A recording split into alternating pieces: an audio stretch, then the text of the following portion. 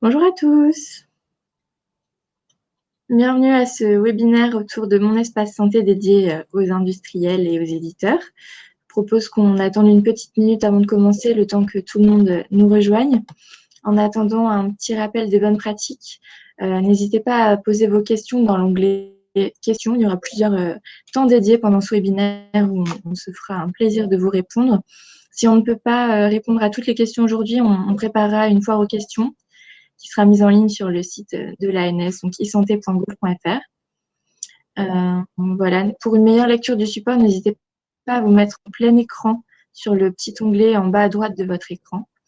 Et enfin, pour les personnes qui souhaiteraient récupérer le support, n'hésitez pas à nous écrire sur monespacesanté@isanté.gouv.fr et puis on vous enverra tout ça. Et vous recevrez le replay du webinaire par mail juste après la fin de celui-ci. Voilà, Dominique, je te passe la main et puis bon webinaire à tous. Merci Elodie, bonjour à tout le monde, ravi de vous retrouver pour ce webinaire autour de mon espace santé. On est ensemble pour 1 heure et demie, donc c'est un webinaire assez long, j'espère que je ne serai pas trop pénible. On a prévu un webinaire en 3 séquences. Une première séquence avec chaque fois une diffusion d'un petit film, quelques transparents, ensuite une séquence de questions-réponses avec une première séquence autour d'un rappel des grands principes de la feuille de route du numérique en santé, avec tout l'engagement voilà, de l'ensemble des acteurs autour de cette feuille de route du numérique. Une séquence 2 un peu plus dédiée et concrète aux services socles nationaux à destination des professionnels de santé. Et la séquence 3, où on va faire vraiment un focus autour de mon espace santé, comment ça va marcher, comment ça va se passer, etc. Et en séquence 4, je vous présenterai rapidement la possibilité pour chacun d'entre vous de participer à la réussite de mon espace santé au travers de l'organisation de webinaires autour d'une plateforme de concertation pour que voilà, ça soit une réussite collective. La réussite collective et le mot collectif, c'est vraiment le maître mot de voilà, de ce webinaire qu'on vous propose aujourd'hui. Voilà, bienvenue à tous et je vous propose de démarrer. En gros, pour vous dire, on va lancer un petit film là maintenant, mais l'idée générale, c'est qu'au 1er janvier 2022, chaque Français aura ouvert un espace numérique de santé qu'on appelle Mon Espace Santé, qui, on le verra, sera son carnet de santé numérique en quelque sorte, avec d'autres outils. Donc, c'est un énorme changement de paradigme en France en matière de numérique en santé. C'est un moment quand même assez historique.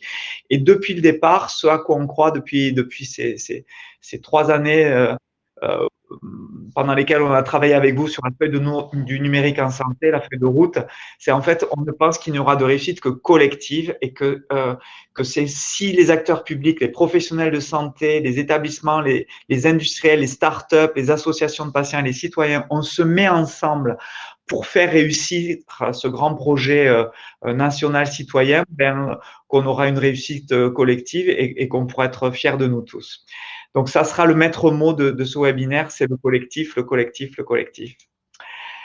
Donc, on va commencer par la première séquence qui rappelle en fait les grands enjeux d'engagement autour de la feuille de route du numérique en santé, avec une première diffusion d'un premier film qui va durer à peu près 7-8 minutes. Voilà, bon visionnage.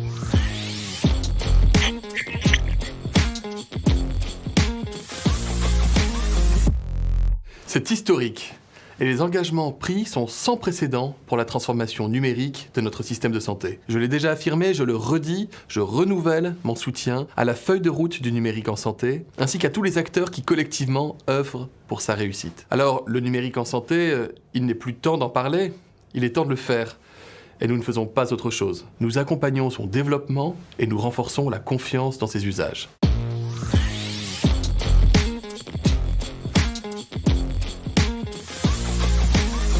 Bon, le point de départ de la feuille de route du numérique en santé, c'est un rapport que nous avons remis à la ministre avec Anne-Laure Coury en septembre 2018, qui faisait un état des lieux de la e-santé en France et qui proposait une trajectoire.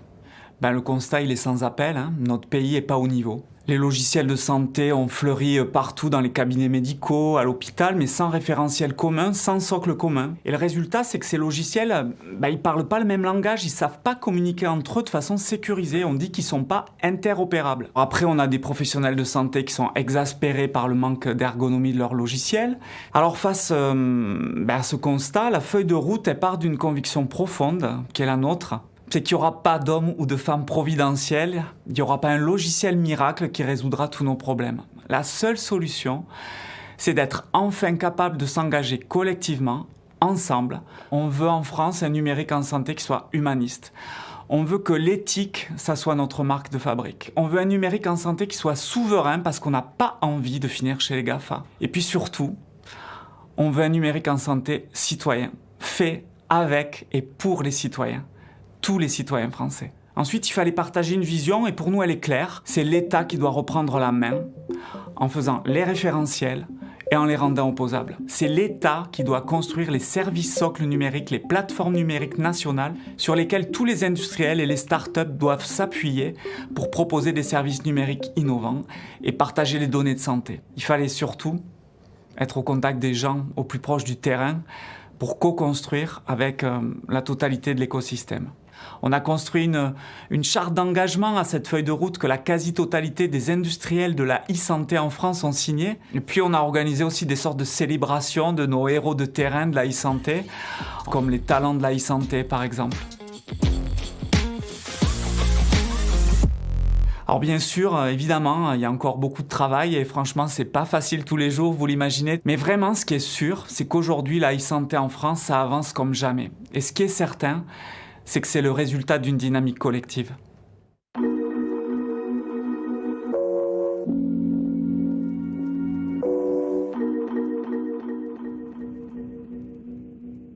Notre doctrine commune, il s'est avéré que c'est celle de l'État-plateforme. L'État-plateforme, ça paraît être un gros mot de fonctionnaire un peu hors sol, mais en réalité, c'est très concret.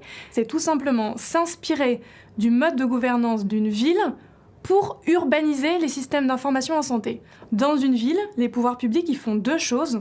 Ils construisent les règles, le code de la route, le code de l'urbanisme, etc. Mais ils développent aussi les infrastructures de base qui permettent l'échange et le partage. Les routes, les ponts, le réseau d'égouts.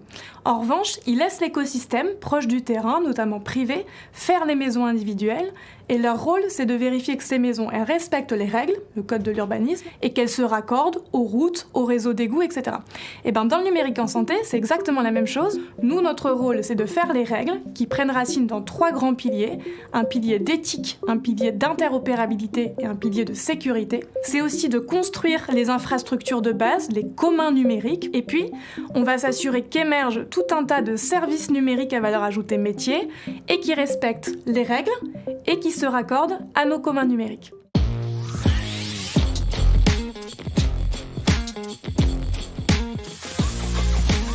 Le numérique en santé est un enjeu majeur pour l'assurance maladie. Il y a plus de 20 ans, la carte vitale est entrée dans nos vies. Depuis, Amélie.fr, le compte Amélie, Amélie Pro sont des outils qui se sont progressivement imposés dans la vie quotidienne des assurés et des professionnels de santé. Aujourd'hui, nous voulons engager une nouvelle étape. Permettre aux assurés sociaux d'être davantage acteurs de leur santé, pour aider les professionnels de santé à communiquer entre eux et faciliter également la communication entre les professionnels et les assurés. Et puis bien sûr simplifier les conditions d'exercice, la vie quotidienne de ces professionnels. Et donc c'est cette feuille de route du numérique en santé qu'on veut partager. On a les mêmes objectifs, on a les mêmes ambitions, ils sont élevés et on va la déployer tout au long de cette année 2021 et 2022. Et puis la feuille de route du numérique en santé, c'est aussi un déploiement sur le terrain. Alors, le rôle des ARS, il est dans un sens de faire remonter auprès des acteurs nationaux les attentes, et puis dans l'autre sens, ça va être d'assurer le dernier kilomètre du déploiement de cette feuille de route. Une fois que ces fondations, ces outils socles auront été déployés, alors nous serons d'autant plus forts pour construire sur ces fondations des projets nouveaux, répondant à des initiatives locales et qui seront dès lors déployables. Cette feuille de route du numérique en santé, les territoires l'attendaient. Sa mise en place est aujourd'hui une condition indispensable au succès de nos projets de terrain.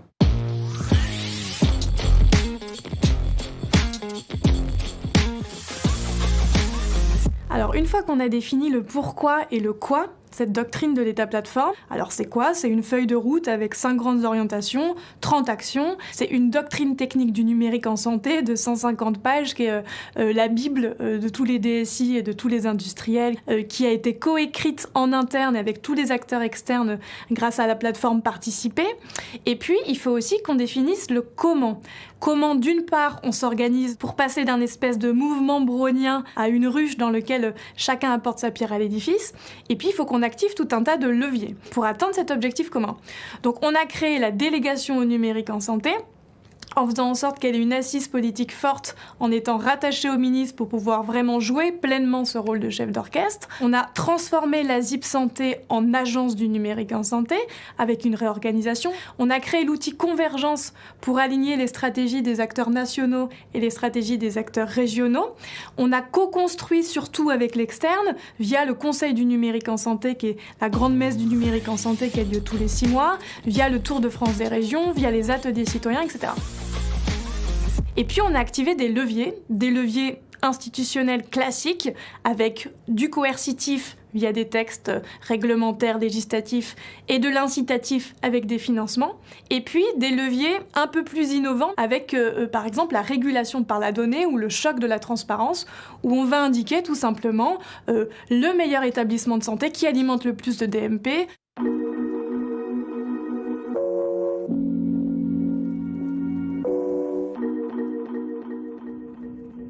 En juillet 2020, Olivier Véran, notre ministre, dans le cadre des négociations Ségur, a décidé de consacrer 2 milliards d'euros pour le numérique en santé en France, dont 600 millions d'euros dans le secteur médico-social et 1,4 milliard dans le secteur sanitaire pour accélérer le partage sécurisé des données de santé. En parallèle, dans le cadre de France Relance et du plan d'investissement d'avenir, un marché clé a été consacré à la santé digitale pour soutenir la filière industrielle de l'e-santé en France et pour stimuler l'innovation. Jamais dans toute l'histoire du numérique en santé en France, il y a eu un tel engagement de l'État. Jamais il y a eu une telle mobilisation collective.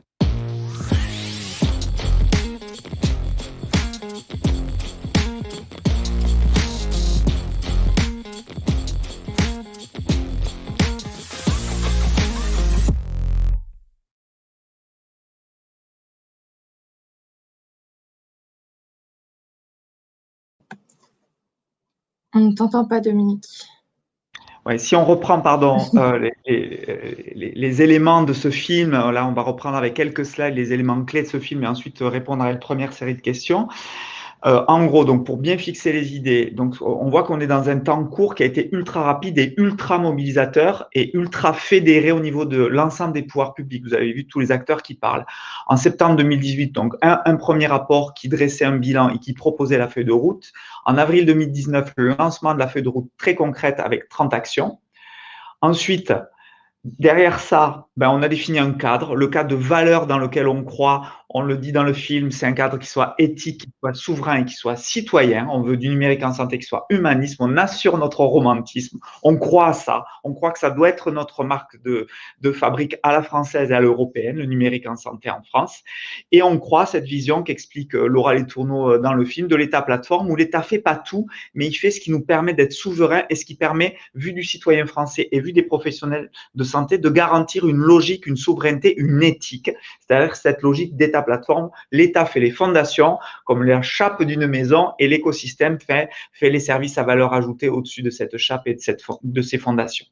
Donc tout ça, on l'a vu schématisé dans le petit film, c'est la fameuse maison du numérique en santé avec tous ces acronymes barbares qui résument les 30 actions de la feuille de route, en partant du bas vers le haut, les référentiels, les annuaires, les moyens d'authentification sécurisés, les moyens de partage des données de santé, les plateformes numériques, dont notamment le fameux espace numérique de santé qui désormais s'appelle Mon Espace Santé, et puis dans la maison, tous les nuages qui sont tous les dispositifs d'accompagnement financier, d'innovation, de stimulation de l'écosystème, parce que encore une fois, maintenant qu'on a enfin une vision commune en France qui rassemble tous les pouvoirs publics et qui a été construite et imaginée et fédérée avec le terrain, avec les acteurs de la e-santé en France, que ce soit les industriels, les professionnels de santé, les établissements de santé. Maintenant qu'on a cette vision commune, on doit absolument avoir l'humilité, le pragmatisme de la faire aboutir.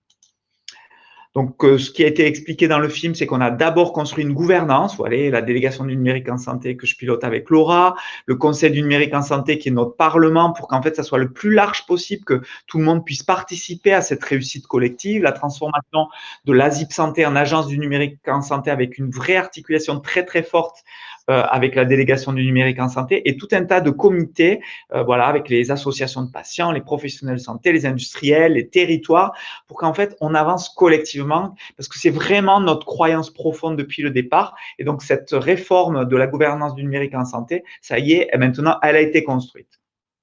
Ensuite, c'est les outils dont on parle, hein, les doctrines techniques, à nouveau travailler avec tout le monde, les plateformes de concertation comme Participer, l'outil Convergence, qui est un outil où on peut s'auto-évaluer en matière de convergence à la doctrine nationale et on peut imaginer une trajectoire de mise en conformité. Bref, voilà, proposer à nouveau à l'écosystème de participer à la réussite collective avec les outils.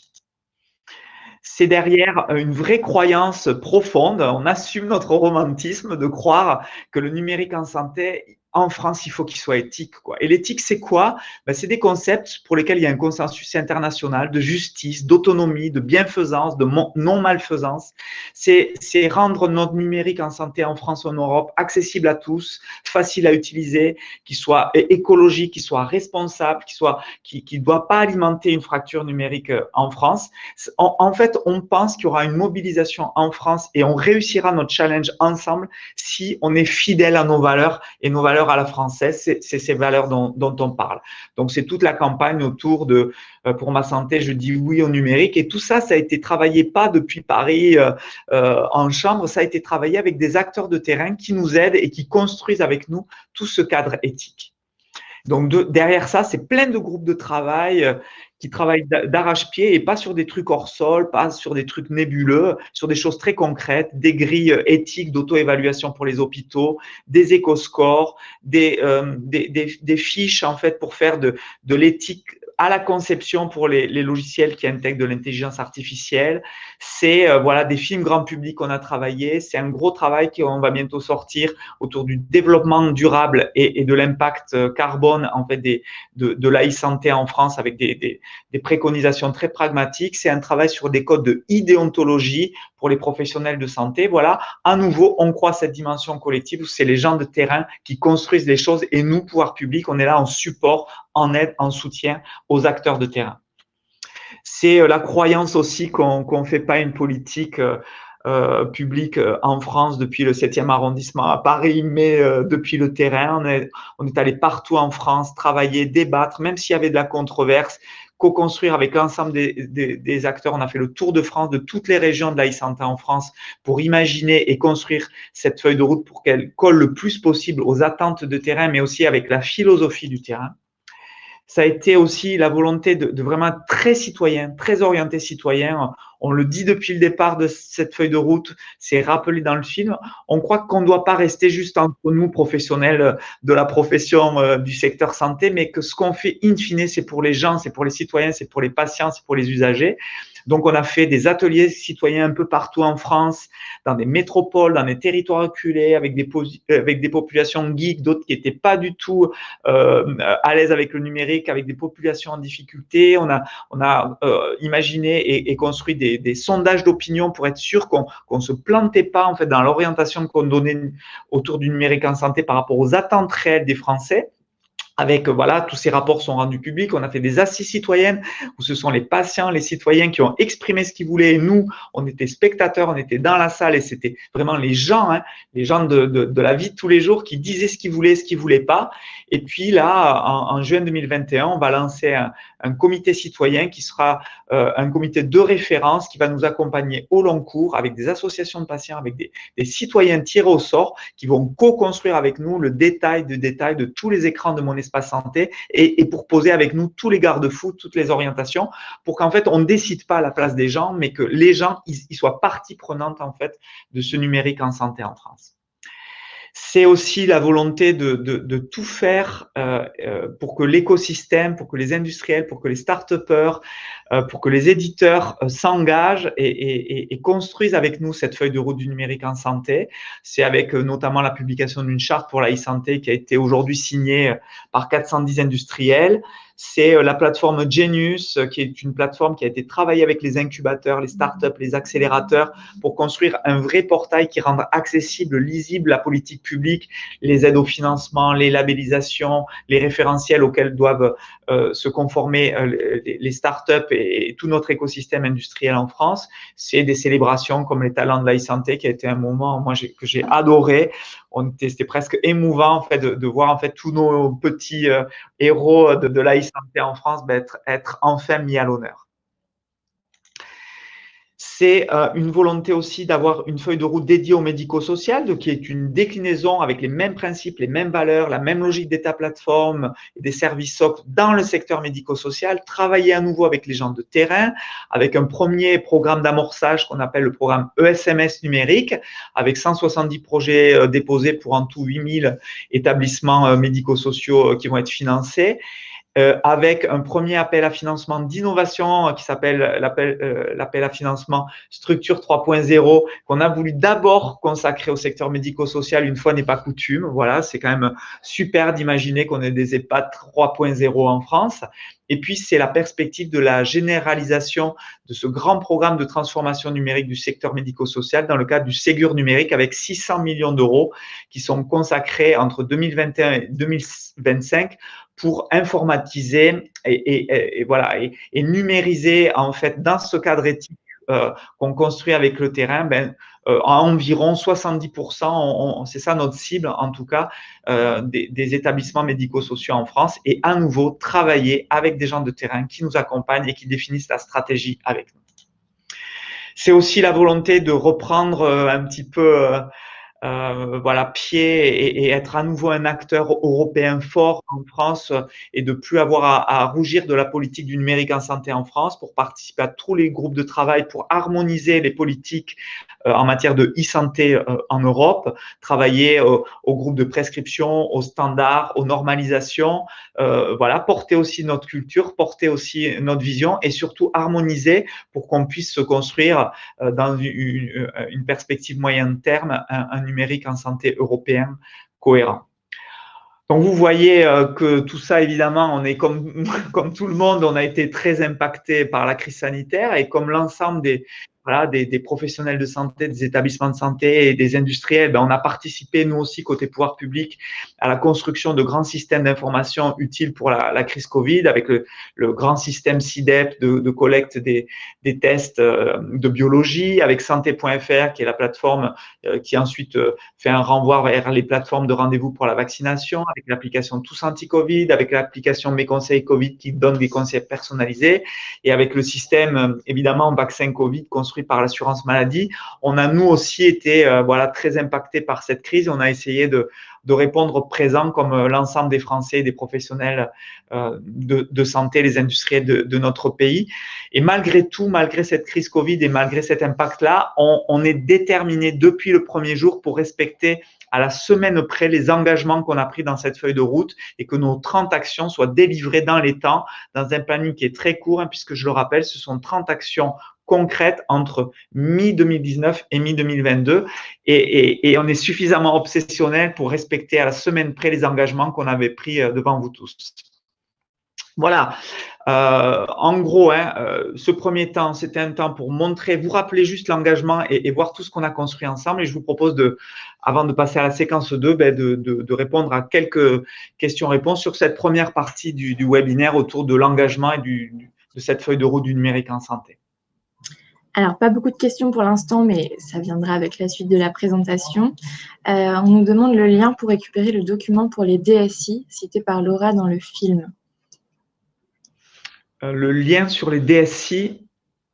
Ouais, si tu sais de quel document on parle, je peux trouver le lien et le mettre dans le chat. J'imagine que c'est la doctrine technique du numérique en santé, qui est sur e-santé.gouv.fr. C'est ce que cite Laura dans le film. Ouais, c'est la Bible de tous les DSI. Ouais, dans ce cas-là, je vous le remets dans le chat. Remets le lien, remets le lien.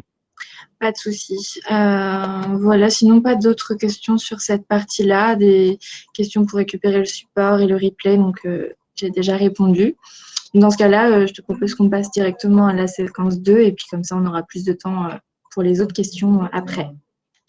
Parfait. Donc, séquence 2, on va diffuser à nouveau un petit film qui est la partie de la feuille de route où on va un petit peu zoomer en fait, sur les services socles, numériques socles à destination des professionnels de santé. Donc, je vous propose de visualiser à nouveau un petit film qui fait à peu près 7-8 minutes aussi.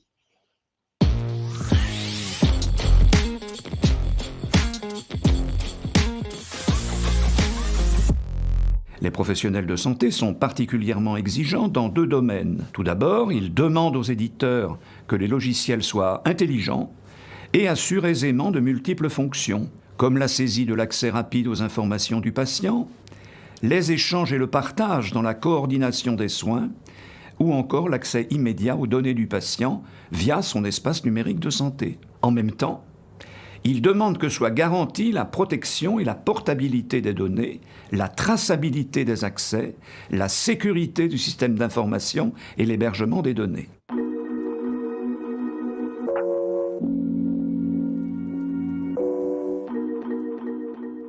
L'Agence du numérique en santé apporte sa contribution à la maison de la e-santé en construisant les fondations de la maison, c'est-à-dire en mettant en place tous les référentiels d'identité, d'interopérabilité et de sécurité, d'éthique de la e-santé. Il est essentiel d'avoir une identité numérique pour tous, de savoir qu'un patient, tout le monde va l'appeler pareil et qu'on sera sûr que ce soit lui. On élargit ces référentiels au secteur médico-social, ce qui fait qu'ils peuvent accéder à des services qui n'existaient pas jusqu'à présent, comme la carte CPS dématérialisée, et tout ça en toute sécurité. L'Agence du numérique, elle est aussi là pour accompagner les établissements de santé qui sont victimes d'attaques de cybersécurité.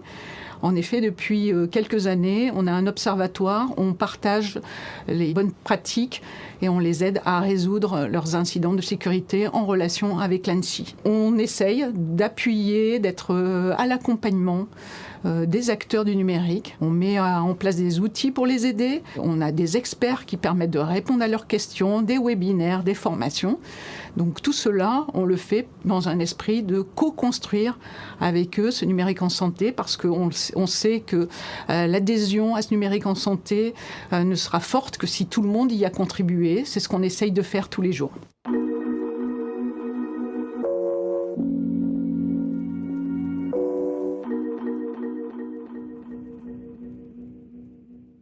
Mon espace santé va s'appuyer sur le dossier médical partagé. Et donc l'un des enjeux majeurs de l'année 2021 et l'année 2022, c'est de progresser dans l'alimentation de ce dossier médical partagé. 2 projets vont venir progressivement dans la vie quotidienne des Français. C'est la e-prescription d'abord, la dématérialisation du circuit de l'ordonnance entre les médecins et les pharmaciens et également entre les médecins, les infirmières, les masseurs kinés, les biologistes. Ça va changer en profondeur les relations. On va passer progressivement d'une logique de papier à une logique dématérialisée. Une autre petite révolution qui va progressivement s'enclencher à compter de 2022, c'est la dématérialisation de la carte vitale. On va pouvoir la mettre sur son smartphone qui va là encore simplifier la vie quotidienne des assurés et des professionnels de santé. Le Health Data Hub est une des 3 plateformes nationales du numérique en santé. Il a été créé il y a un peu plus d'1 an. Il doit permettre aux porteurs de projets innovants d'accéder à des données non nominatives via une plateforme technologique extrêmement sécurisée. Donc les données pourront y être croisées et analysées dans le respect du droit des citoyens pour conduire des projets qui visent à améliorer la qualité des soins et l'accompagnement des patients. Bien sûr, la recherche en santé en France n'a pas attendu le Health Data Hub pour se faire, mais notre offre de valeur consiste à accélérer et à multiplier des projets à fort potentiel. La Direction générale de l'offre de soins, dans le cadre de la feuille de route, pilote 4 actions. Une action qui s'appelle e-parcours. Elle permet d'offrir un bouquet de services numériques pour les professionnels qui interviennent auprès de patients complexes. La deuxième action s'appelle Open. C'est un programme de soutien des établissements de santé pour moderniser et sécuriser leur système d'information. La troisième action, c'est la certification des systèmes d'information hospitaliers. Et la dernière, enfin, c'est le soutien au développement de la télémédecine et du télésoin. En France, le numérique se construit aussi avec le médico-social. Notre objectif, un dossier usager informatisé pour chaque personne, âgée ou handicapée, accompagné à domicile ou en établissement. Un dossier 100% accessible, dont chaque usager aura la maîtrise. Un dossier 100% sécurisé pour garantir la confidentialité de ses données. Un dossier 100% communicant pour faciliter la coordination des professionnels de son parcours. Nous testons dès à présent les outils du programme ESMS numérique au travers d'une phase d'amorçage. Gestionnaires, professionnels, éditeurs, agences régionales de santé, conseils départementaux, nous comptons sur votre mobilisation.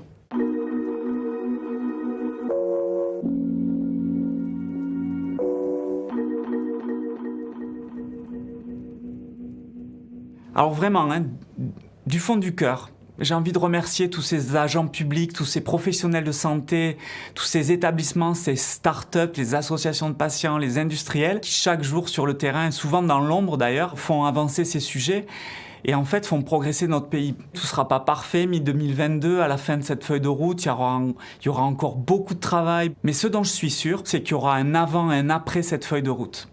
On est clairement en train d'écrire collectivement une page de l'histoire de la santé en France. En fait, pour conclure, je dirais que depuis 15 ans, la France est en milieu de peloton, je dirais, en matière de e-santé en Europe, mais je suis sûr que d'ici 2-3 ans, on sera maillot jaune.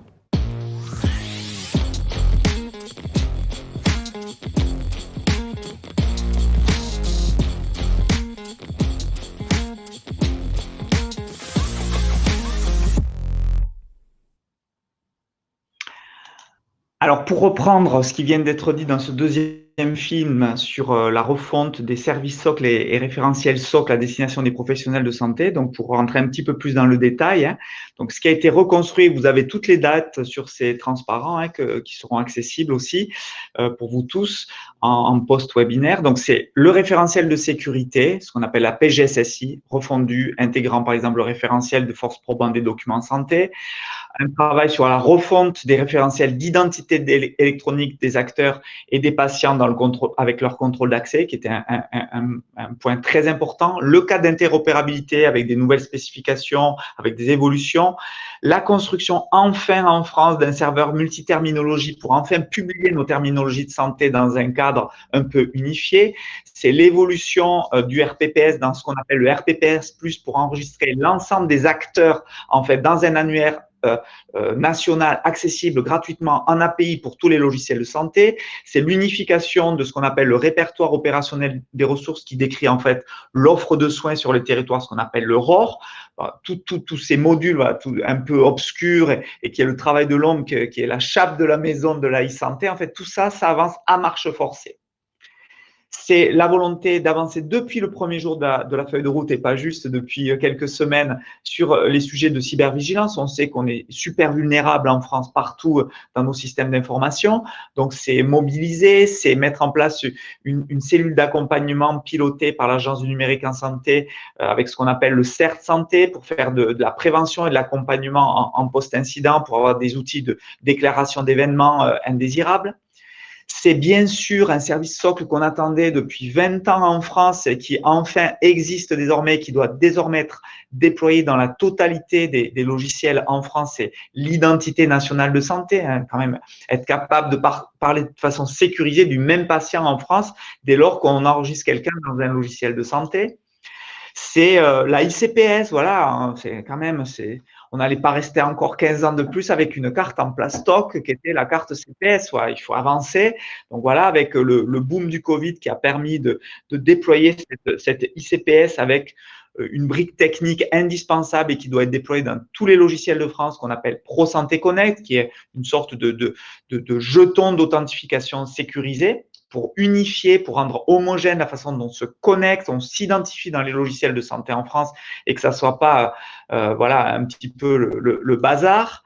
C'est l'arrivée, comme le disait Thomas Fatome dans le film, prochaine de l'application carte vitale dématérialisée, à la fois pour les usages de la carte vitale actuelle, télétransmission des feuilles de soins quand on va chez son médecin, mais aussi pouvoir se connecter en tant que patient, citoyen, usager à des applications numériques de santé, notamment Mon Espace Santé, de façon sécurisée, dématérialisé, voilà, des choses voilà, qui paraissent, qu'on attendait depuis très longtemps, tout ça, ça avance et ça déroule. C'est le déploiement à grande cadence de boîtes aux lettres, de messagerie sécurisée de santé dans ce qu'on appelle l'espace de confiance MS Santé, qui rend interopérable des messageries sécurisées en France pour qu'on arrête de continuer à faire transiter des données de santé au travers de Gmail ou WhatsApp. C'est quand même pas au niveau d'un pays comme la France. Donc, vous voyez que ça se déploie partout en termes d'usage. Les boîtes à lettres se déploient, les usages se déploient. Tout n'est pas parfait. On essaie de résoudre les problèmes au fur et à mesure. En tout cas, il y a une vraie dynamique autour de ça. Et j'en parlerai tout à l'heure. Cette messagerie sécurisée de santé, elle va permettre très bientôt de discuter et de dialoguer de façon sécurisée avec les patients eux-mêmes, avec les citoyens eux-mêmes. C'est le dossier médical partagé qui sera une brique socle, j'en parlerai de façon plus approfondie en troisième partie de ce webinaire, qui sera une brique socle de l'espace numérique de santé, qui sera un container retravaillé à l'intérieur de mon espace santé. C'est le déploiement de la e-prescription dont parle Thomas Fatome dans le film, avec voilà l'expérimentation qui a démarré en juillet 2029, avec des médecins qui sont connectés, qui le testent, avec des pharmacies déployées, avec des éditeurs qui ont fait les modifications dans leurs outils, et avec une volonté de passer maintenant en généralisation. C'est le déploiement de la télémédecine, évidemment, avec le grand boom du Covid. Vous vous rappelez les chiffres, 400 000 téléconsultations par an avant le Covid, et puis au plein cœur de la première vague de la crise, c'était 1 million par semaine. Donc, on a changé complètement de paradigme avec, globalement, vous voyez sur ce transparent, sur cette planche, les taux de satisfaction à la fois des usagers et des médecins qui sont bonnes. C'est quand même, il y a eu un gros changement culturel en peu de temps et donc globalement avec une satisfaction qui est majoritaire. C'est la plateforme dont parle Stéphanie Combe dans le film, qui est le Health Data Hub, qui a été créé au 1er janvier 2019, qui est un guichet unique qui permet d'accéder de façon sécurisée à des données pseudonymisées à des fins d'innovation et de recherche, en unifiant, en normalisant en fait les conditions d'accès à ces données de recherche et d'innovation. C'est les grands programmes dont parlait la DGOS dans le petit film, le programme Open de 420 millions d'euros pour accompagner la modernisation des systèmes d'information hospitaliers. C'est accompagné derrière d'un référentiel de certification des systèmes d'information hospitaliers qui s'appelle Maturin, qui est en cours de concertation et qui sortira d'ici la fin de l'année. C'est le programme de financement e-parcours pour tous les projets de coordination complexe sur les territoires. Donc, vous voyez, avec beaucoup de projets territoriaux qui ont été déployés et tout ça cohérent par rapport à la feuille de route du numérique en santé et à tous les référentiels socles. C'est le grand programme historique de financement de l'accélération de la feuille de route du numérique en santé qui s'appelle le Ségur numérique de 2 milliards. Dans ces 2 milliards, c'est 1,4 milliard dans le secteur sanitaire, 600 millions d'euros dans le secteur médico-social, avec comme objectif le partage sécurisé des données de santé accéléré de façon massive en France, en mettant à niveau et aux normes de la feuille de route du numérique en santé, de la doctrine de l'État, l'ensemble des logiciels de santé en France, chez les médecins, chez les pharmaciens, chez les biologistes, chez les radiologues, dans les hôpitaux, publics, privés. Tout le monde doit intégrer les services SOC que sont l'identité nationale de santé, le DMP, la messagerie sécurisée de santé, ce qu'on appelle Pro Santé Connect qui permet de connecter une ICPS. Tout le monde maintenant, on finance pour une migration complète et une labellisation complète de tous les logiciels de santé en France. Vous imaginez, c'est les 12 travaux d'Hercule, mais ça va le faire, on va le réussir collectivement. Et en fixant des objectifs d'usage très pragmatiques, le partage sécurisé de données de santé entre professionnels de santé pour le parcours de soins et avec le patient, avec le citoyen lui-même. Et on va retrouver les comptes rendus d'hospitalisation, les comptes rendus d'imagerie, les résultats de biologie, les ordonnances du médecin généraliste, le résumé médical, ce qu'on appelle le volet de synthèse médicale du médecin généraliste. Tout ça, enfin, partagé en France pour améliorer les parcours de santé et restituer aussi aux citoyens français, puisque ces données de santé, in fine, ça lui appartient à lui.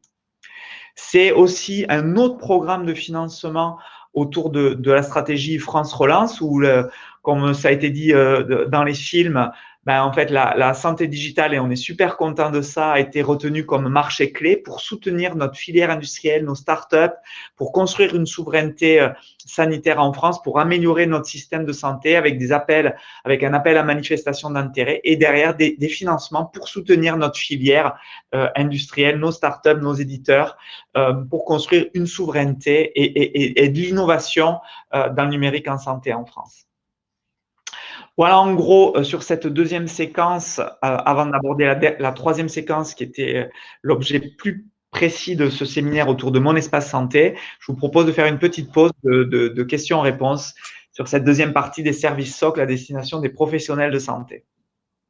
Alors, première question, le DMP va-t-il devenir un lien plus ouvert qui va devenir le dossier citoyen partagé? Et quid dans le médico-social, par exemple, la prise en charge d'un réfugié sans papier ou SDF, vous l'imaginez comment par rapport aux outils envisagés? Alors, ce sur quoi on travaille dans l'ombre avec l'assurance maladie depuis, depuis presque 2 ans, c'est de récupérer les briques techniques du DMP, ce qu'on appelle back-office, la partie technique du DMP, pour l'intégrer à l'intérieur de mon espace santé, pour que le citoyen il ait une interface qui lui permette de beaucoup plus facilement gérer son DMP, mettre lui-même des données de santé, gérer les consentements sur son DMP, avec une vision très citoyenne, très usagée, très patient de ce DMP. Mais le DMP restera une plateforme de stockage de documents de santé, de documents médicaux de synthèse, accessibles aux professionnels de santé et donc à leur logiciel. On dit qu'ils seront accessibles en API. Donc, il y a tout un travail qui est fait pour que le DMP soit de plus en plus accessible et de façon de plus en plus normalisée et plus simple en lecture et en écriture depuis les logiciels des médecins, depuis les logiciels hospitaliers. Donc, il y a vraiment toute une trajectoire. Je ne vais pas rentrer dans tous les détails maintenant, mais toute l'évolution de la doctrine d'identification électronique des professionnels de santé dans les établissements de santé pour pouvoir accéder de façon sécurisée, mais plus fluide au DMP, tout ça, c'est un travail qu'on construit actuellement et dont on verra les fruits et le résultat à très court terme.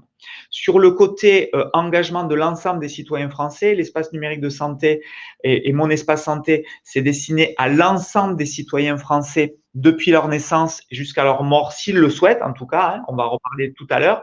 Il y a tout un tas de cas d'exception, de populations compliquées à référencer, etc. Où on va avancer progressivement, on va améliorer les choses progressivement. En tout cas, la volonté, c'est de vraiment faire un outil citoyen ultra inclusif. Ensuite, question suivante. Bonjour, dans le prolongement de la loi sur l'organisation transformation du système de santé, sauf erreur de ma part, il est prévu la publication d'un décret qui consolidera réglementairement le DMP et mon espace santé. Qu'en est-il de sa publication? Donc le décret là est sorti, vous pourrez regarder. Il y a tout un tas d'autres décrets qui sont inhérents en fait à la loi OTSS. Donc le décret sur l'ENS et le DMP est sorti. Et il y a aussi tout le décret qui sort autour de l'identification électronique qui est intriqué, profondément intégré à l'espace numérique de santé au DMP. Pour la sécurité, la conformité à la PGSSIS est-elle compatible avec la directive NIS et la future NIS 2? En tout cas, cette doctrine technique du numérique en santé, en fait, elle est travaillée chaque année et mise à niveau chaque année, et justement en concertation avec l'écosystème pour que justement ces convergences ou les oppositions ou les antagonismes qu'il pourrait y avoir par rapport à des lois européennes ou à des directives européennes ou internationales puissent être chaque fois re-questionnés et réintégrés dans la doctrine technique du numérique en santé. Jusqu'à présent, chaque fois, on concerte à la fois les fédérations industrielles, mais aussi tous ceux qui veulent participer pour que ça soit convergent. A priori, aujourd'hui, il n'y a aucune incompatibilité, mais dès lors qu'il y en aurait, de toute façon, c'est une doctrine qui est mise à jour chaque année. Parce que notre volonté, c'est pas de faire du pur franco-français. On veut rester dans une mouvance qui est une mouvance internationale, mais être volontariste dans notre pays. Qu'en est-il de l'utilisation de l'INSI en authentification indirecte? Le sujet, il y a un gros sujet autour de l'identification électronique avec certificat serveur et donc en authentification indirecte à la fois pour l'INSI et je pense aussi pour toutes les briques du DMP. tout n'est pas stabilisé, mais là, on est vraiment sur le point maintenant je pense, de résoudre ces questions-là et donc de publier nos doctrines. Sur ce qui concerne l'appel au téléservice CNSI avec un certificat serveur et donc derrière avec une authentification indirecte, ça y est, c'est cranté, c'est dans la feuille de route et à très court terme, ça sera disponible. Ensuite, la généralisation de la ICPS pour l'accès CIVAC, c'est super. Quand pourrons-nous accéder au DMP de cette manière? Et quid des expérimentations DMP sans CPS? Alors, il y a 2 questions par rapport à ça. Donc, vous imaginez que l'assurance maladie a beaucoup de chantiers en ce moment. Enfin, vous imaginez la e-Vital, l'INS, Mon Espace Santé, CIVAC, vaccin Covid. Bon, donc effectivement, c'est dans la roadmap, c'est dans la feuille de route en fait de pouvoir intégrer ProSanté Connect et donc la ICPS sur on va dire les grands services portés par l'assurance maladie, dont le DMP, dont Amélie Pro. Bon, on est en train de stabiliser une feuille de route qui soit à la fois ambitieuse, volontariste, mais aussi lucide par rapport à l'ensemble des chantiers de l'assurance maladie.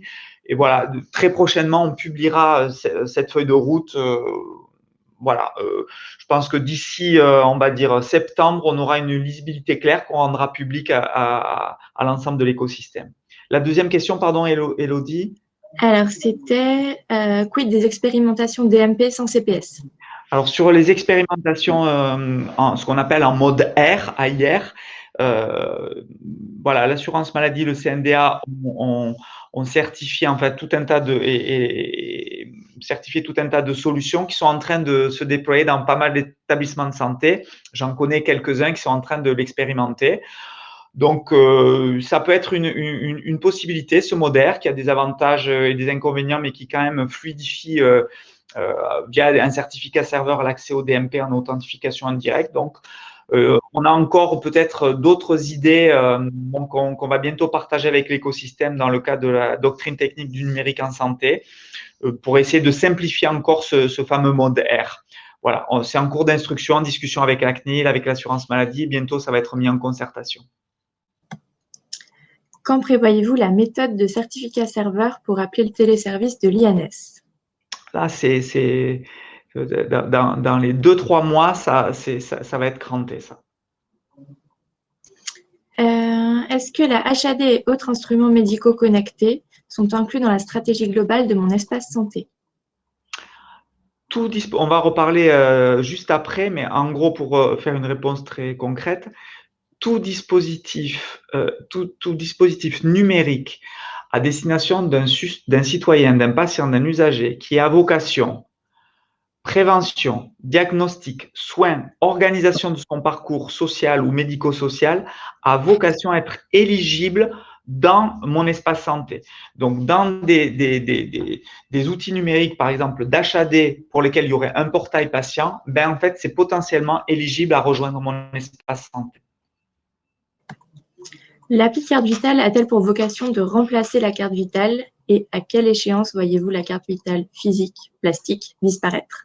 Alors ça, je suis moins à l'aise que le patron de l'assurance maladie pour répondre à cette question, mais les projections, c'est qu'il faudra quand même de nombreuses années avant d'enlever la carte plastique. Et l'objectif, c'est pas de l'enlever, mais c'est de progressivement déployer la e-Vital qui permet tout un tas d'usages que permet pas la carte physique. Par exemple, la possibilité d'utiliser une carte vitale dans le cadre d'un accès distant, par exemple pour une téléconsultation ou de la téléexpertise ou de la télésurveillance, seule la e-Vital le permettra.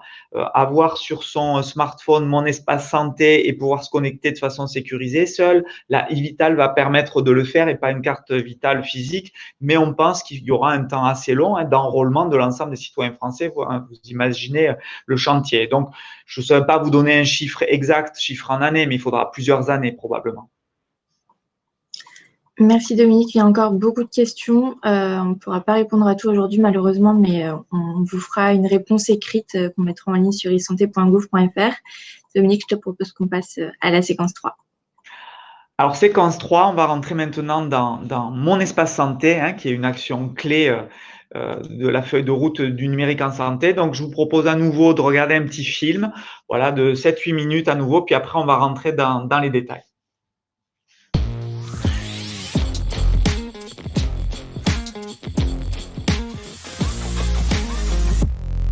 Toute cette feuille de route, vous l'avez vu, qu'on porte avec enthousiasme, énergie et détermination, elle est d'abord faite évidemment pour le citoyen lui-même.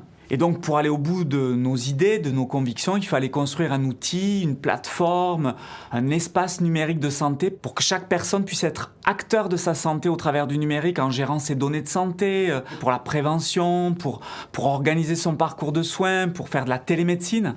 Le nom de code de cette plateforme numérique nationale, c'est Mon Espace Santé. Mon Espace Santé est un projet très ambitieux qui vise tout simplement à transformer le parcours de soins des assurés. Concrètement, c'est quoi ? Un espace numérique, sécurisé, personnel, hébergé en France, qui va réunir pour chaque assuré ses données de santé. Mais ce n'est pas simplement ça. C'est aussi une messagerie sécurisée entre les assurés et les professionnels de santé. C'est un agenda partagé de santé et c'est un catalogue d'applications référencées. C'est donc tout un écosystème qu'on veut construire autour de Mon Espace Santé. C'est un projet ambitieux. Le ministère des Solidarités et de la Santé en a confié la réalisation à l'assurance maladie. J'en fais donc une priorité, avec un point de vigilance, un souci permanent, accompagner nos assurés les plus précaires pour qu'eux aussi ils s'emparent de Mon Espace Santé.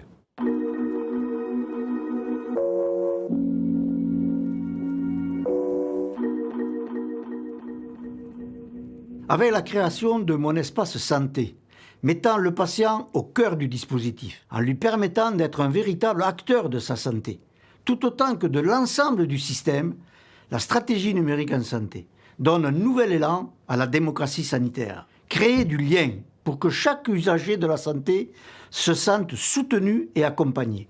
Rapprocher et faire participer tous les acteurs pour plus d'humanisme, afin qu'aucun citoyen ne soit laissé de côté. C'est l'éthique que nous portons au sein de la stratégie du numérique en santé.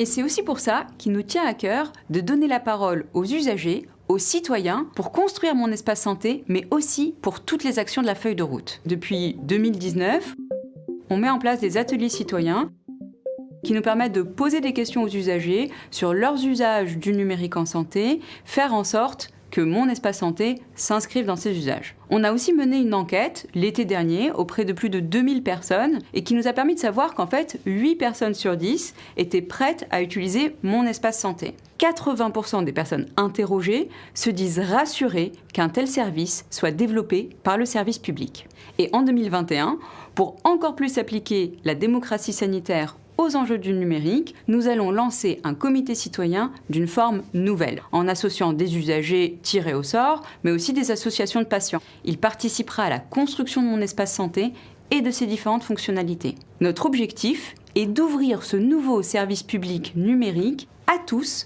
par défaut, dès le 1er janvier 2022.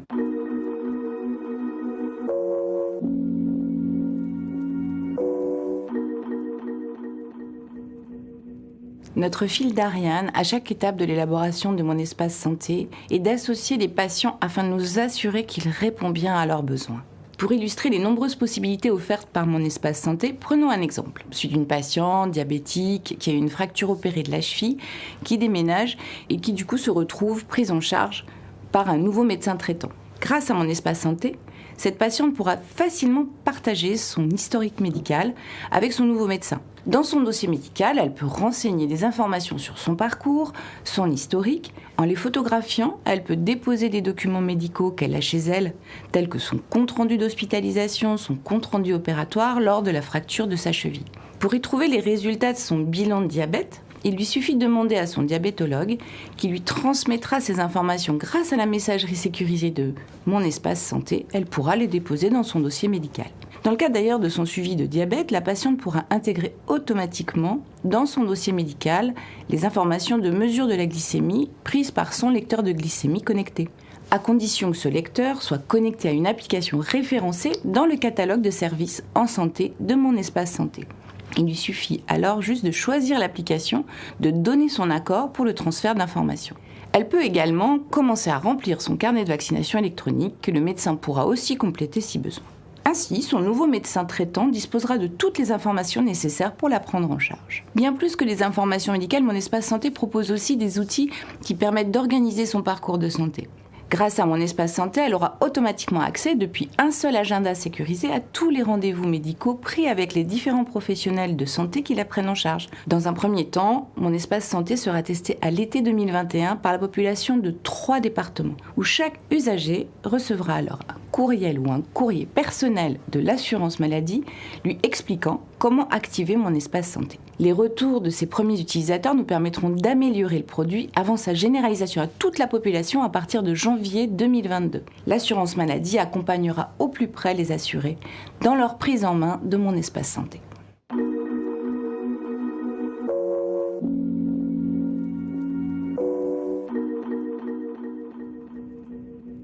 Alors, pour réussir un projet aussi ambitieux, aussi important, il faut que tout le monde apporte sa pierre à l'édifice. Évidemment, nous, pouvoir public, il faut qu'on définisse ce cadre interopérable, sécurisé, éthique, que Mon Espace Santé soit demain accessible à tous, mais il faut aussi que les industriels, d'une part, ils mettent leurs solutions en conformité, et puis d'autre part, ils créent des services numériques à valeur ajoutée métier qui soient innovants, que ce soit des start-upers, des grands groupes, des PME. Il faut que les établissements de santé, les professionnels de santé, ils s'approprient ces outils, qu'ils alimentent le dossier médical partagé, qu'ils échangent les données de santé avec le citoyen via une messagerie sécurisée.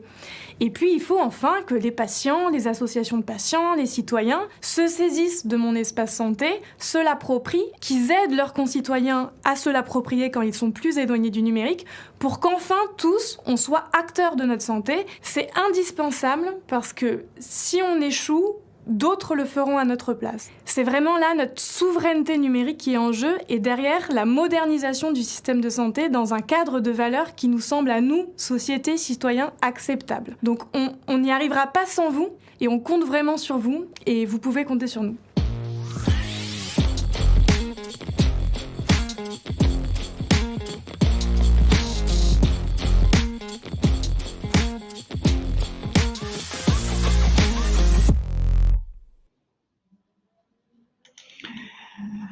Donc, si on résume ce qui vient d'être dit dans le film, en gros, Mon Espace Santé, c'est un outil, une plateforme construite avec et pour les citoyens, les usagers, donc c'est pour eux, voilà, qui permet aussi d'impliquer les professionnels de santé dans les parcours de soins. C'est un service qui a été construit en concertation avec l'ensemble de l'écosystème, voilà, professionnels, mais patients eux-mêmes, citoyens eux-mêmes, acteurs de terrain, industriels. Et l'idée, c'est d'avoir une interface fluide, ergonomique et la plus simple possible pour les gens eux-mêmes. C'est 4 briques dans Mon Espace Santé au démarrage. Le dossier médical partagé, retravaillé pour qu'il soit plus à la main du citoyen, plus ouvert, plus accessible. Une messagerie sécurisée de santé pour les patients eux-mêmes, pour qu'ils puissent dialoguer, échanger avec leurs professionnels de santé dès lors que les professionnels de santé sont équipés d'une messagerie sécurisée de santé conforme à la doctrine nationale, l'agenda santé et un catalogue d'applications, c'est ça la grande nouveauté, un catalogue d'applications, on dirait un store, voilà, mais on préfère le terme catalogue d'applications développées par toute la créativité de nos industriels, nos établissements de santé, nos professionnels, de nos start-upers, de nos éditeurs, toute l'innovation à la française à destination des citoyens français en matière de e-santé qui pourra être éligible, être référencé dans ce catalogue d'applications et ensuite de pouvoir connecter ces applications numériques avec le DMP, avec la messagerie sécurisée, avec l'agenda. Donc, le texte réglementaire, on en parlait un petit peu tout à l'heure, c'est juillet 2019, la loi OTSS avec l'espace numérique de santé qui était prévu pour toute personne à partir du 1er janvier 2022, qui fixait voilà, les principes et le fait que ça sera créé par défaut, on dit un opt-out pour tous les Français et avec les décrets d'application dont on parlait tout à l'heure. Les points assez importants, c'est que dans le catalogue de services numériques qui pourront être référencés à l'intérieur de l'espace numérique de santé, hein, je redis encore une fois, mais on croit cette logique d'État-plateforme où l'État ne fait pas tout, mais l'État garantit un socle éthique, interopérable, sécurisé, souverain, mais il est contenant de services numériques innovants développés par notre écosystème. Donc, tout service numérique, je lis ce qu'il y a sur la planche, notamment des services développés pour favoriser la prévention, fluidifier les parcours, les services de retour à domicile, les services procurant une aide à l'orientation et à l'évaluation de la qualité des soins, les services qui visent à informer les usagers sur l'offre de soins, tout ça, c'est potentiellement éligible à rejoindre le catalogue du numérique en santé en France. Et chaque fois, Le deuxième grand principe majeur, c'est que le patron, le boss, c'est le citoyen lui-même. C'est lui qui donne les consentements sur ces données de santé. On restitue, on redonne les données de santé aux gens, on leur donne la possibilité de les stocker eux-mêmes dans un espace souverain et sécurisé, et on leur donne les outils pour qu'eux-mêmes puissent être maîtres et acteurs de leur santé autour de la gestion, autour du consentement sur leurs données de santé. Donc, vous l'avez compris, ces différentes briques, c'est le dossier médical partagé avec les professionnels d'une équipe de soins qui peuvent accéder au DMP pour l'alimenter et le consulter, avec, on en a parlé juste dans les questions précédentes, avec des choses encore à simplifier en matière d'accès au DMP, notamment au sein des structures de santé, des établissements de santé. C'est le catalogue de services, bien sûr. On pourra, le citoyen lui-même, il aura la même pour autoriser tel ou tel service référencé dans le catalogue pour pouvoir accéder à ces données. À nouveau, c'est vraiment l'esprit, hein, c'est le patient qui donne les consentements pour accéder à son DMP, c'est le patient, c'est le citoyen qui donne des consentements pour les services qui sont dans ce catalogue numérique. C'est lui, voilà, qui redevient le patron, hein, je le redis. Et puis, c'est la possibilité aussi pour chaque citoyen de carrément partager au travers d'un code temporaire l'accès temporaire pour une durée limitée à un professionnel de santé dans le cadre d'une prise en charge. Voilà, donc on donne des possibilités pour le citoyen de renseigner son DMP, de mettre des données dedans, d'en recevoir, mais aussi de partager ce qu'il y a à l'intérieur de son espace santé en gérant finement ses consentements avec les professionnels qui le prennent en charge. C'est aussi un gros changement de paradigme, hein. Ça aussi, c'est une petite révolution, hein, qu'on a intégrée dans la loi, ce fameux opt-out, c'est-à-dire le fait qu'on va créer par défaut à partir du 1er janvier 2022 pour tous les Français et dès leur naissance leur espace numérique de santé avec leur DMP, leur adresse de messagerie sécurisée, leur agenda, leur catalogue d'applications, et pour essayer de sortir de ce cercle vicieux qu'il y a actuellement avec le DMP où voilà, les DMP, il faut faire l'effort de les créer. Pour faire l'effort de les créer, il faut être motivé. Pour être motivé, il faut se dire qu'il faut qu'ils soient alimentés, mais ils ne sont pas alimentés parce qu'il n'y en a pas assez de créés. Donc, on tourne un petit peu en rond là-dedans. Là, il y aura un changement complet de paradigme. Donc, en gros, la loi au TSS de juillet 2019 prévoit que tous les assurés de l'assurance maladie seront notifiés de l'arrivée de mon espace santé par mail, par voie postale, et ensuite, chaque usager, hein, chaque assuré social, chaque patient citoyen aura la possibilité de s'y opposer. Voilà, il aura 1 mois et 10 jours pour pouvoir s'y opposer. S'il ne le fait pas, c'est créé. Et donc, à partir de là, le DMP de ce patient existe. Et donc, on peut commencer, nous tous, professionnels de santé, établissements de santé, à l'alimenter. C'est, comme ça a été dit dans le film, 3 départements pilotes, Haute-Garonne, Loire-Atlantique et Somme, qui, dès juillet, vont tester une première version bêta avec quelques premières fonctionnalités, notamment le nouvel accès au dossier médical partagé et l'adresse de messagerie sécurisée de santé. Il n'y aura pas encore l'agenda et le catalogue d'applications. Donc, en gros, ça va être 4 millions de personnes en France qui vont pouvoir tester. Donc, on va roder tout ça avec des établissements de santé pilotes, des territoires pilotes, des maisons de santé pilotes, des labos de biologie pilotes, des plateaux de radiologie pilotes pour tester les usages, débugger, améliorer l'outil, voilà, être sur le terrain. On sait qu'il n'y aura pas un grand soir avec un outil parfait dès le début, mais que c'est dans notre détermination, notre volontarisme à l'améliorer ensemble et petit à petit qu'on réussira dans quelques mois, dans quelques années à ce que ça soit la grande plateforme de référence en France et qui concrètement sera un vrai changement de paradigme dans la santé en France.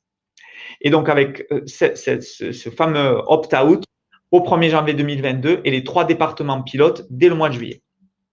Vous avez tout ça résumé sur cette planche qui précise le calendrier. Donc, je vous rappelle quand même qu'il y a 2 ans, en avril 2019, on avait annoncé l'arrivée de mon espace santé à partir du 1er janvier 2022. On tenait absolument, comme pour la totalité des actions de cette feuille de route, de respecter les délais. Voilà, on est obsessionnel là-dessus, on y met toute notre énergie, notre détermination, notre âme, je dirais, pour réussir ça. Donc, il y aura ce pilote dans les 3 départements, voilà, avec les premiers tests sur une version bêta. Bon, humblement, hein, il y aura plein de trucs à améliorer, à débugger. 1er janvier 2022, les courriers qui vont commencer à être envoyés. Donc, pour envoyer 69 millions de notifications, ça va se dérouler pour pouvoir toucher tous les Français par courrier postal, mail, etc. entre janvier 2022 et mars 2022. Et donc, ensuite, On a 1 mois et 10 jours pour pouvoir s'y opposer. Donc, je dirais qu'en avril 2022, à partir du 1er avril 2022, on sera sûr que tous les Français, toute la population française qui acceptera, qui ne s'y aura pas opposée, en fait, aura créé son espace numérique de santé avec cette possibilité de création automatique. Et à tout moment, dès le 1er janvier 2022, même en amont de recevoir son courrier, il y aura une possibilité de le créer soi-même avec un mécanisme d'opt-in. Il suffira d'aller sur le site pour se le créer soi-même. Aujourd'hui, ce qu'il faut bien comprendre, c'est que mon espace santé, vous imaginez bien que au 1er janvier 2022 ou même en avril 2022, ça ne sera pas parfait. On aura droit au sarcasme, aux critiques, au pessimisme à la française, voilà, au scepticisme, etc. Mais nous, c'est pas notre sujet. Notre sujet, c'est de dire que c'est un choix de société. Soit on se met tous ensemble, nous tous, citoyens français, acteurs publics, acteurs privés, professionnels, start-up, éditeurs industriels, on se dit on a une occasion unique de construire une souveraineté à la française autour de la santé numérique en France avec une logique d'une plateforme citoyenne qui est très inclusive puisque ça fédère tout le monde.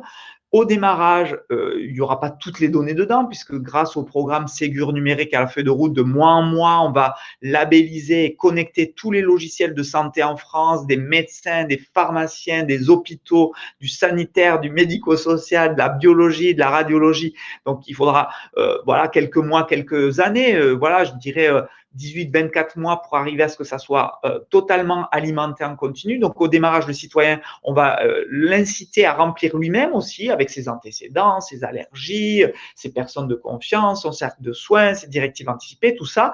Voilà. Et donc, vous voyez que c'est une démarche qui va être initiée avec un top départ au 1er janvier 2022 et qu'on va améliorer avec l'énergie que vous nous connaissez. Voilà, au fil des mois et au fil des années derrière. Et vous comprenez derrière, en fait, qu'on peut mobiliser tout un tas d'innovations, tout un tas d'idées, alimenter bien sûr mon espace santé avec les résultats de SIDEP, ses résultats de vaccination, ses résultats de tests PCR, que les professionnels de santé, on l'a dit tout à l'heure, avec le programme Ségur numérique, puissent alimenter avec les résultats de biologie, les ordonnances, les comptes rendus d'imagerie, les comptes rendus d'hospitalisation, les ordonnances de sortie, enfin tout ça. Si tout le monde, on se met tous ensemble pour arriver à la fois à résoudre les sujets techniques, ce qu'on est en train de faire, mais aussi à jouer le jeu citoyen et collectif, là, on pourra être super fiers collectivement de ce qu'on aura réussi ensemble. Donc, vous avez compris que cette mobilisation, c'est vraiment le maître mot. Hein. On réussira ensemble ou on échouera ensemble, mais les pouvoirs publics, on essaye de faire notre part du boulot, mais vous voyez bien que c'est et les citoyens, et les industriels, et les professionnels de santé, et l'État qui, ensemble, dans cette vision-là, et au-devant des citoyens français, doivent pouvoir se mobiliser et à résoudre l'ensemble des problèmes d'ergonomie, de partage des données, de compatibilité des logiciels pour qu'enfin, en fait, on puisse franchir ce cap en France parce que tout le monde l'attend depuis tellement de temps, quoi. Donc là, les quelques copies d'écran que vous avez vues à l'écran, un écran d'authentification, on pourra le faire ensuite avec France Connect, on pourra le faire avec sa e-carte vitale, vous l'avez compris, on pourra accéder à des services, ce que vous avez vu, le catalogue d'applications divers et variés. Voilà, on pourra renseigner en tant que citoyen ses antécédents médicaux, son état de santé, son traitement en cours, ses directives anticipées, les informations générales sur sa santé. Voilà, on pourra stocker, prendre en photo, récupérer des comptes rendus de biologie, d'imagerie, son carnet de vaccination, ses ordonnances, sa synthèse médicale. Enfin, vous voyez un petit peu tout ça. Je ne rentre pas dans tous les détails. On aura sa messagerie sécurisée de santé qui nous permettra de recevoir, nous, en tant que citoyens, des messages venant des établissements de santé avec un canal sécurisé ou des professionnels de santé, de leur répondre. Voilà, et puis cette possibilité, dès lors qu'on voudra utiliser un service numérique développé par nos start-upers, par nos éditeurs ou nos hôpitaux et référencé dans le catalogue de services, le citoyen il pourra utiliser cette application, voilà, innovante, mais il pourra lui-même connecter son DMP, sa messagerie, son agenda avec cette application numérique. À nouveau dans cette logique où l'État ne fait pas tout, mais l'État garantit la souveraineté, la sécurité et garantit, on va dire, la citoyenneté et l'éthique au regard du citoyen français. Voilà, il y aura ce que je vous expliquais tout à l'heure, la possibilité de transmettre un code qui permet d'avoir un accès temporaire à son ENS pour un professionnel de santé ou pour un hôpital quand vous allez être hospitalisé. Voilà en gros, pour faire rapide sur reprendre un petit peu les éléments du film et puis surtout là maintenant échanger un petit peu avec vous sur les questions qu'il pourrait y avoir sur mon espace santé. Alors, beaucoup de questions. La première, les financements du Ségur vont-ils passer par les professionnels de santé ou directement par les industriels? Alors, la vocation du financement Ségur, donc vous avez bien compris qu'il va servir aussi à rendre les logiciels compatibles pour pouvoir notamment alimenter mon espace santé et communiquer entre professionnels pour les parcours de soins de façon sécurisée.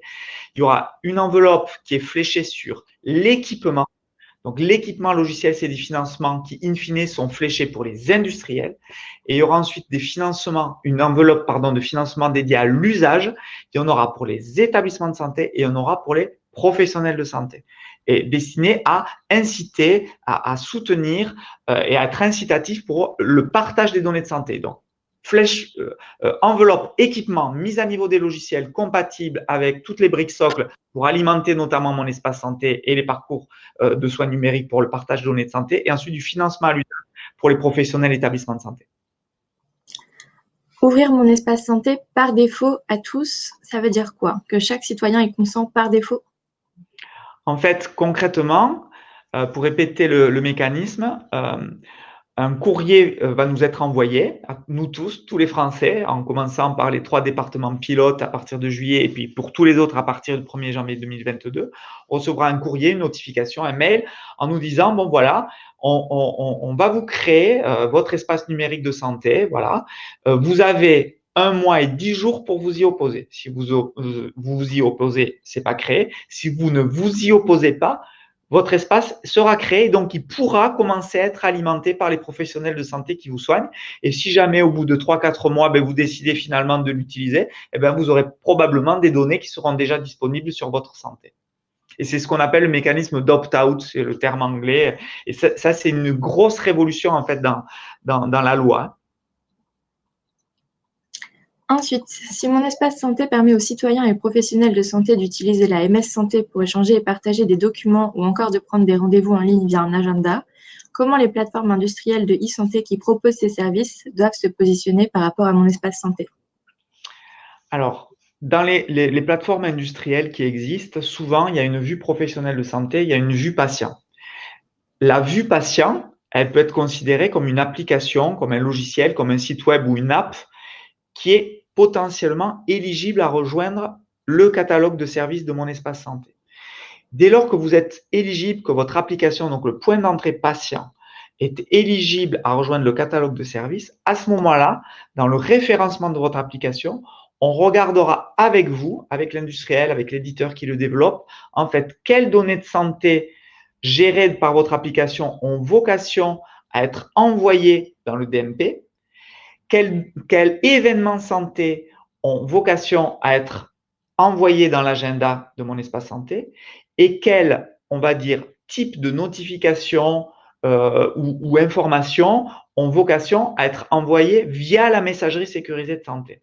Donc ça, c'est dans le sens de votre application vers mon espace santé. Et à contrario, tout ce qui peut être utile dans votre application pour pouvoir être récupéré du DMP ou de l'agenda, en fait, en fonction des usages de votre application, vous aurez, sur consentement patient, toujours pareil, vous aurez accès à ces données pour améliorer aussi l'expérience utilisateur de votre application. Donc, si je prends par exemple le portail patient d'un hôpital, voilà, c'est classique, tout le monde en fait un petit peu partout en France.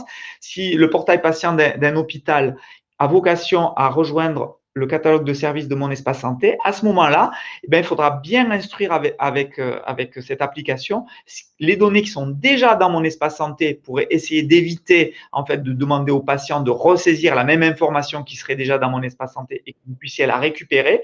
Et à contrario, s'il y a des informations qui ne font pas partie nativement de mon espace santé et qui existent dans votre application, on vous demandera de proposer de le réalimenter, le DMP. Et voilà comment ça va se passer. Alors, une question en lien avec le catalogue. Comment ce catalogue pourra être neutre lors de la présentation des applications aux patients? Comment allez-vous les classer? Y aura-t-il des chiffres, par exemple le nombre de téléchargements, le prix, etc.? Alors ça, c'est une question qui revient de plus en plus au fur et à mesure des webinaires et je vous avoue que pour l'instant, on n'a pas de doctrine, on n'a pas encore imaginé s'il y aurait un système de notification, de classification, mais en tout cas, au démarrage, ce qui est sûr, c'est que si on devait imaginer une façon de les présenter, cette application, ça serait pas au démarrage un système de classement de valeurs ou de je sais pas trop quoi. Ce qu'on imagine, c'est plutôt de les rendre le plus lisible possible en fonction de ce que le citoyen ou le patient aura renseigné sur sa situation de santé.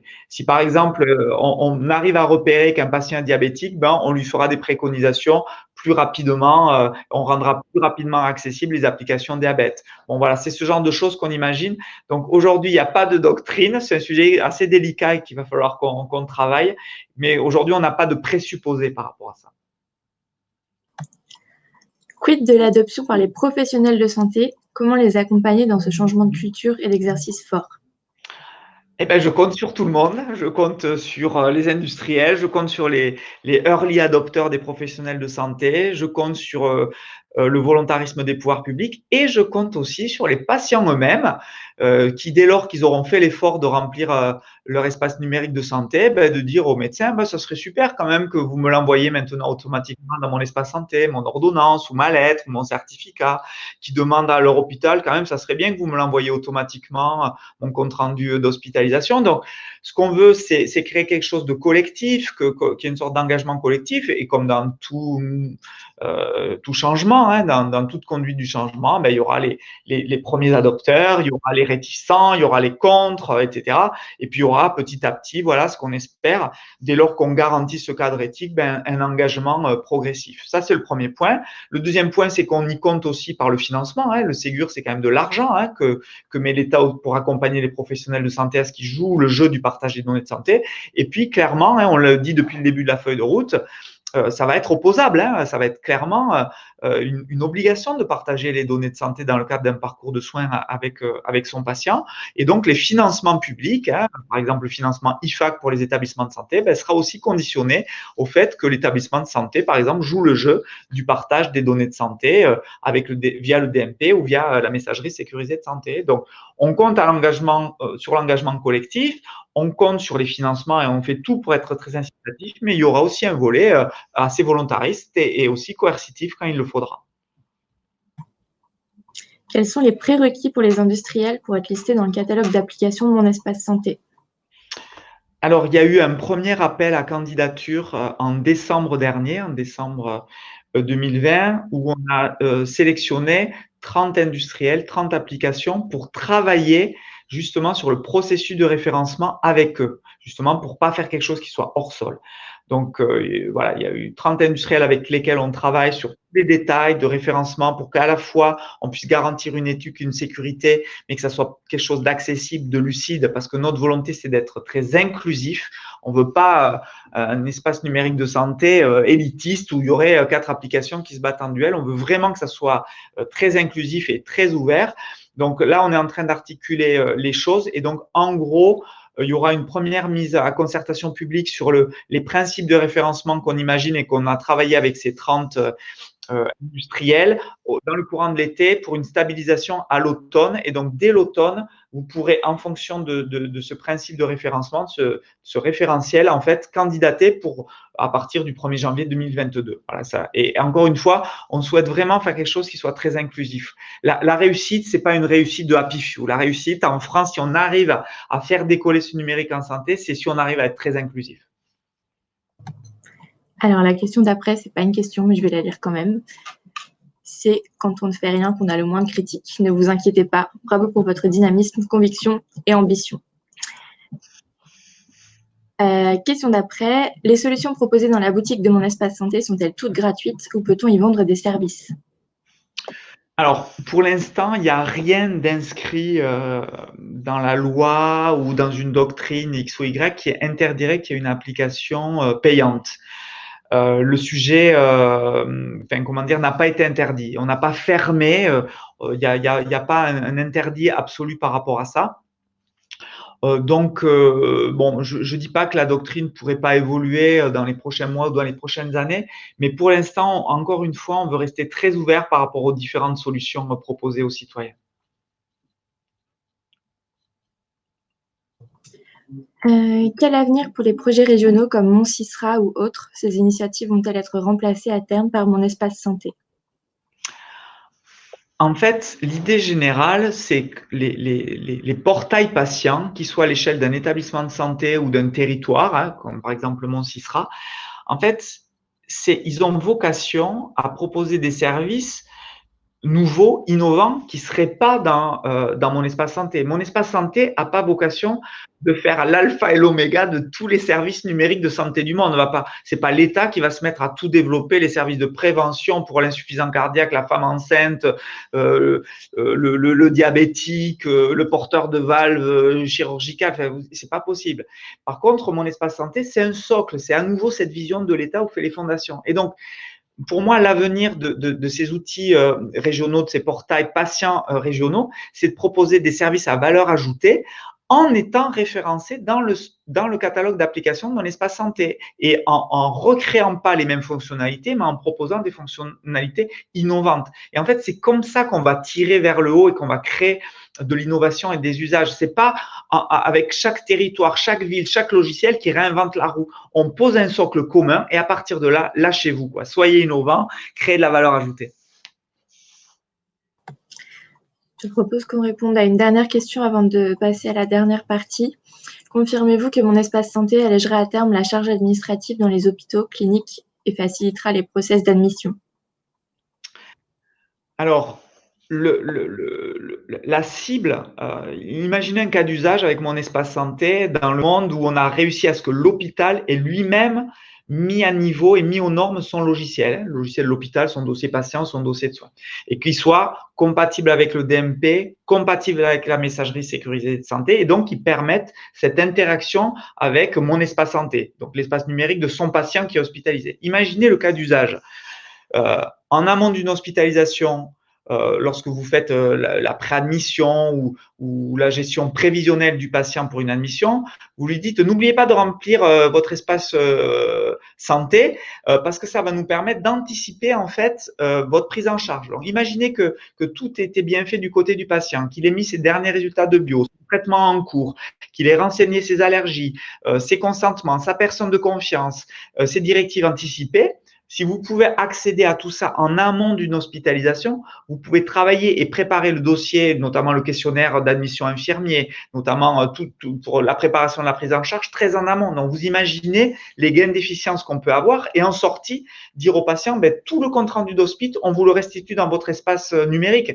Enfin, vous imaginez quand même la fluidité. Mais pour arriver à ça, vous voyez en fait le chemin qu'il nous reste à faire. Le citoyen va avoir son outil et l'hôpital, il va falloir qu'il fasse migrer son logiciel, il va être financé par le Ségur numérique et il faudra que les professionnels de santé jouent ce jeu d'accéder aux données du patient en amont et de lui restituer ces données en aval. Donc, c'est une vraie conduite du changement à porter. Mais si on arrive collectivement à se mobiliser, on aura des gains énormes d'efficience. Et encore une fois, on le fera dans un cadre souverain et éthique à la française. Et c'est pour ça que moi, j'y crois vachement.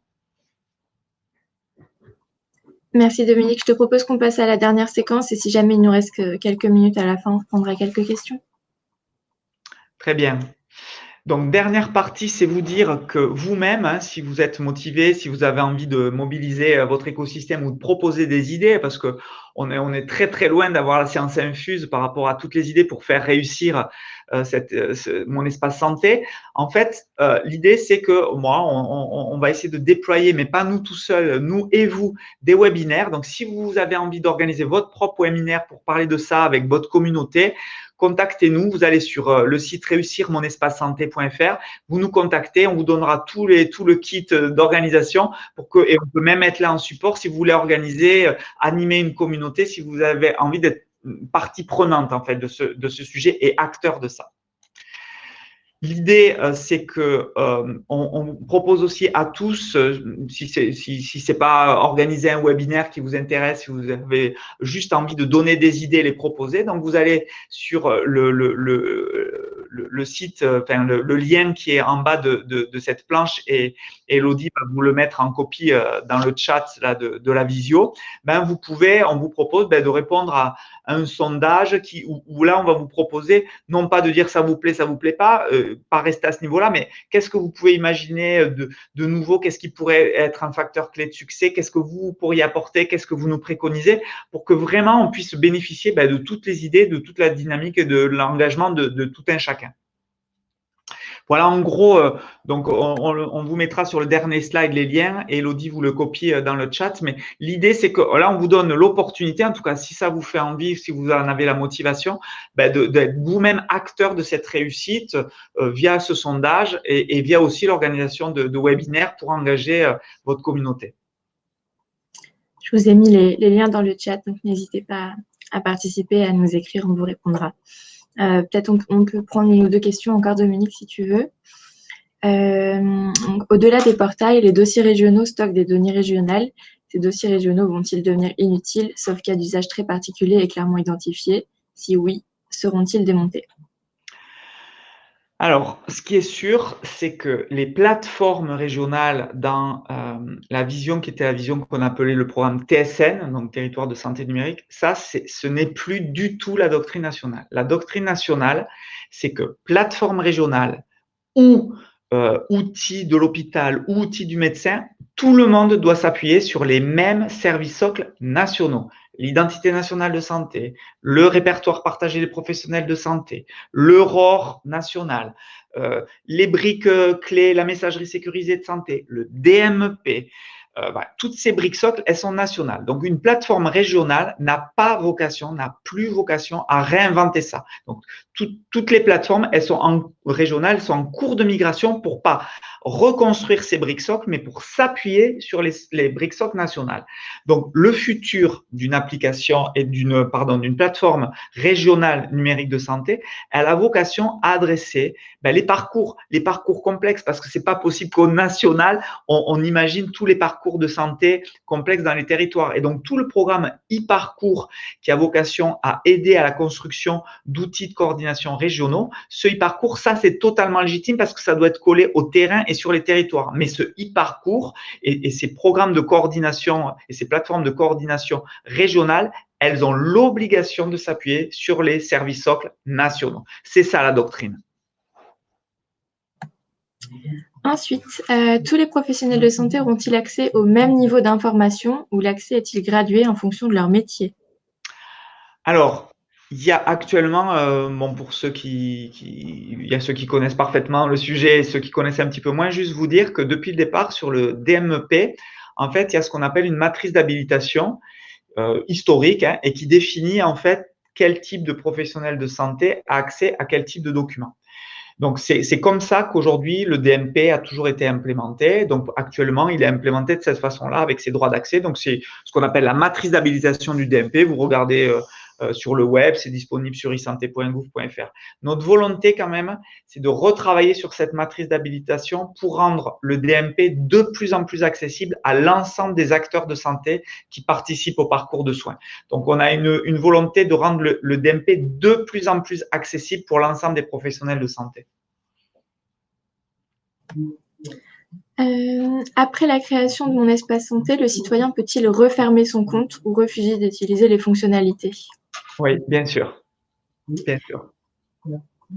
Et mon espace santé deviendra-t-il la seule plateforme de remboursement pour l'assurance maladie?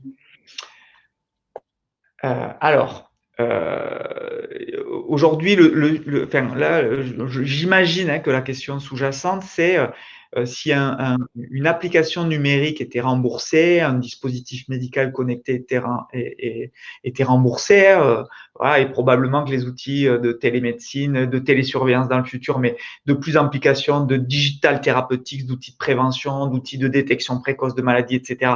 Tous ces outils de santé numérique à destination des patients, des usagers, ils auront vocation à rejoindre le store. le catalogue d'applications de Mon Espace Santé. Ça me paraîtrait, même si rien n'a été acté, mais ça paraît naturel que dès lors qu'il y a cette grande plateforme numérique d'État construite par l'assurance maladie, que le remboursement de ces dispositifs médicaux passeront d'abord par une condition préalable, c'est d'être d'abord référencé dans Mon Espace Santé.